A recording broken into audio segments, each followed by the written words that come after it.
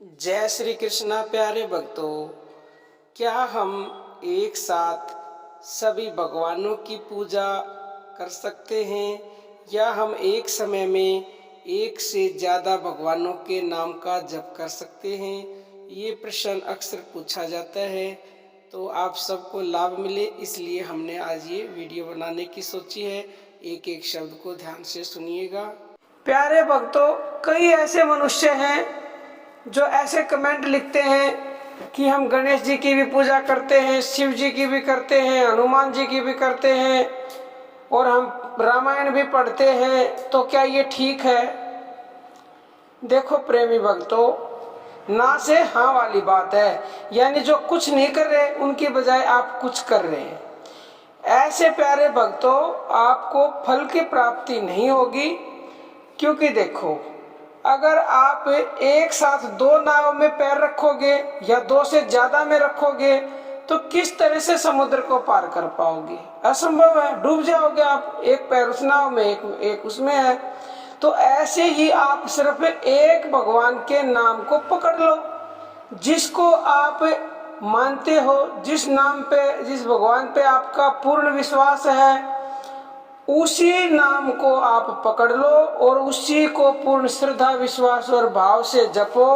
देखो प्रेमी भक्तों, एक उदाहरण के द्वारा समझे आपको जमीन में से पानी निकालना है। गड्ढा खोदा जाता है पानी निकालने के लिए। मान लो आपने एक गड्ढा खोदा और 2-3 फीट खोद के छोड़ दिया। आपने सोचा नहीं निकला, छोड़ दो। फिर आपने दूसरा खोदा, फिर दूसरा 4-5 फीट खोद के छोड़ दिया। आपने कहा पानी निकला, दूसरा खोदता हूँ। फिर तीसरा खोदा, फिर चौथा खोदा, पानी नहीं निकलेगा, क्योंकि पानी तो नीचे है और आप एक को छोड़ के दूसरे को पकड़ रहे हो, दूसरे को छोड़ के तीसरे को पकड़ लिया, तीसरे को छोड़ के चौथे को पकड़ लिया। तो प्रेमी भक्तों, ऐसे पानी नहीं मिल सकता। इसी तरह से नाम जप भी है। आपने एक भगवान के नाम को पकड़ा, थोड़े से दिन अगर आपने उसको पकड़ा और आपने सोचा इससे कुछ नहीं होता, तो आप छोड़ दोगे। फिर तीसरे को पकड़ा तो भी लाभ नहीं हुआ, तो फिर छोड़ देते हो आप एक ही को पकड़े रहो, पकड़े रहो, पकड़े रहो, तो निश्चित ही पानी निकलेगा। यानी कि निश्चित ही नाम जब से आपको फल मिलेगा।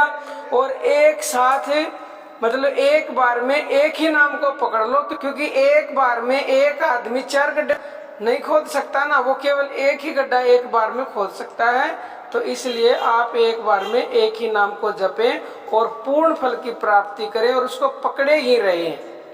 क्योंकि प्यारे भक्तों, नानक जी कहते हैं, एको सुमरो नान का जल थल रहो समाये, दूजा काहे सुमरिए और जन्म ते मर जाए। प्यारे भक्तों, नानक जी कहते हैं, केवल और केवल उस एक को ही सुमरो जो कि जल थल में समाया हुआ है।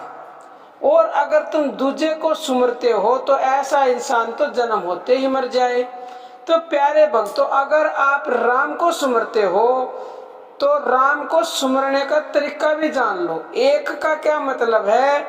एक का मतलब ये है कि जो हमारे अंदर और जल थल में हर जगह समाया हुआ है, उस एक को सुमरो। उस एक को कैसे सुमरोगे? उस आदि नाम को जाने बिना उस एक को सुमर नहीं सकते।